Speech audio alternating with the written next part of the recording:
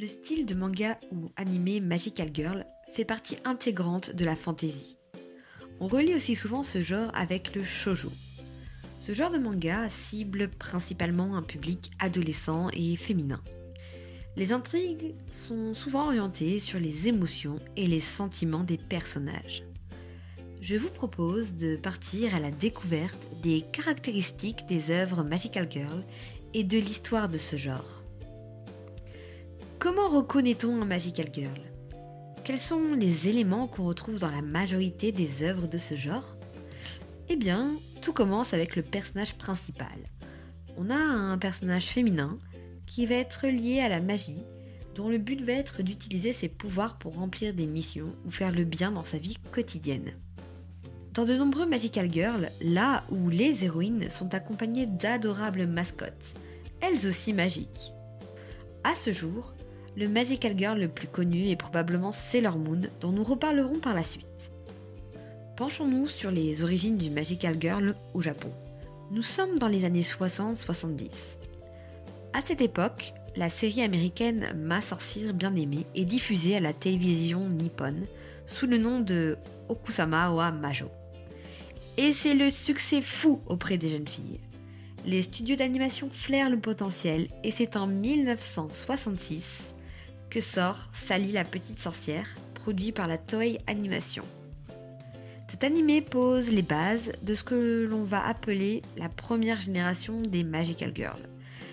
Une jeune fille possède des pouvoirs magiques et se transforme lors d'une séquence animée. Sally est une petite sorcière, une Mao Shoujo. Elle est la princesse d'un royaume magique et c'est une caractéristique fréquente dans le genre du Magical Girl. Le terme Magical Girl est donc utilisé dès les années 70. Dans les premiers Magical Girls, les héroïnes sont très jeunes puisqu'elles sont âgées d'environ une dizaine d'années, à l'exception de Cutie Honey, qui est plus âgée.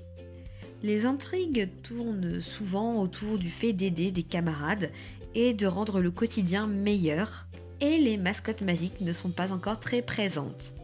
Parmi cette vague de premiers Magical Girl, on peut citer les titres en français de Caroline, Mako la petite sirène, Cutie Honey ou encore La Labelle la magicienne. Ces titres essayent de reproduire le succès de Sally, mais cela ne marche pas.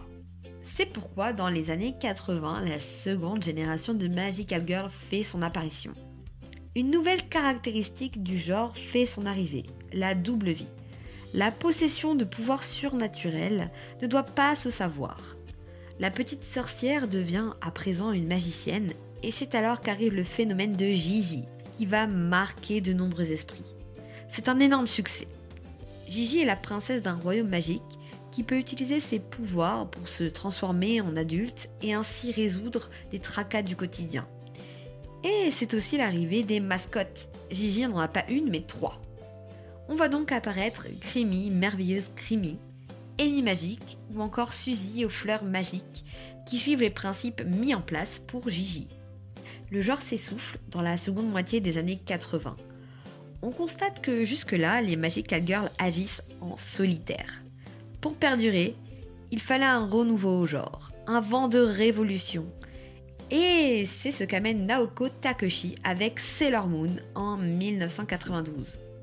La mangaka mélange Magical Girl et Sentai, qui signifie groupe, pour donner naissance au Magical Sentai. Pour faire simple, ce sont des groupes de Magical Girl. Autre changement apporté par Sailor Moon, les héroïnes combattent les forces du mal et ont divers accessoires magiques qui évoluent au cours de leur mission. Chacune des membres du groupe a une couleur permettant de facilement l'identifier et chacune a un pouvoir et un rôle bien définis dans le groupe. De nombreuses œuvres tentent alors de reproduire le succès de Sailor Moon en reprenant les mêmes ingrédients comme Ojamajo Doremi, Tokyo Mew Mew, Wedding Peach, Mermaid Melody, Chocolat et Vanilla et bien sûr les nombreuses saisons de Pretty Cure. On note toutefois que les Magical Girls solitaires continuent d'exister avec des œuvres comme Card Captor Sakura ou Full Moon wo Sagashite. D'autres catégories ont ensuite vu le jour parmi les Magical Girls. En poussant le principe du Magical Sentai à son maximum, on arrive avec la vague des Magical Guntei. En gros, ici, nous avons une armée de magiciennes et plus simplement un groupe allant jusqu'à 5 membres. Les personnages ne sont d'ailleurs plus forcément tenus de garder leur pouvoir nécessairement secret. Une autre catégorie qui mérite qu'on lui dédie quelques mots est le Magical Girl d'horreur, tel que Puella Magi Madoka Magica, qui a marqué les esprits par le contraste entre ses designs mignons mais son intrigue très sombre. Pour finir, autour de ce point d'histoire du Magical Girl, on en retrouve les codes dans des œuvres occidentales. Il est intéressant de noter que, pendant longtemps, lorsqu'une jeune fille avait des capacités surnaturelles, c'était rattaché à une symbolique négative, comme on le voit par exemple dans le film Carrie.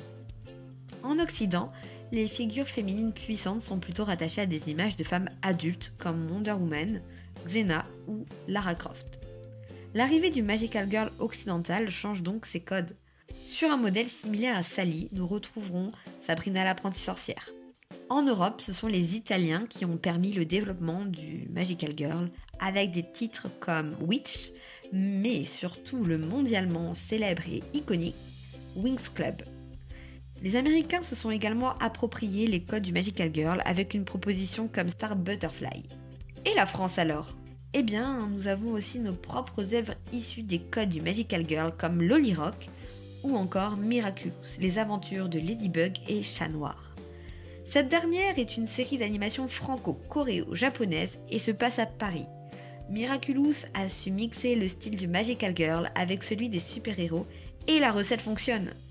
La popularité de Miraculous est énorme et diversifie le public ciblé principalement par un Magical Girl classique. Il y a encore beaucoup à dire sur les titres énoncés, mais nous nous arrêterons là pour cette première chronique qui nous a dévoilé, dans les grandes lignes, l'histoire du genre Magical Girl. N'hésitez pas à me dire quel est votre Magical Girl favori et quel est celui qui vous a le plus marqué.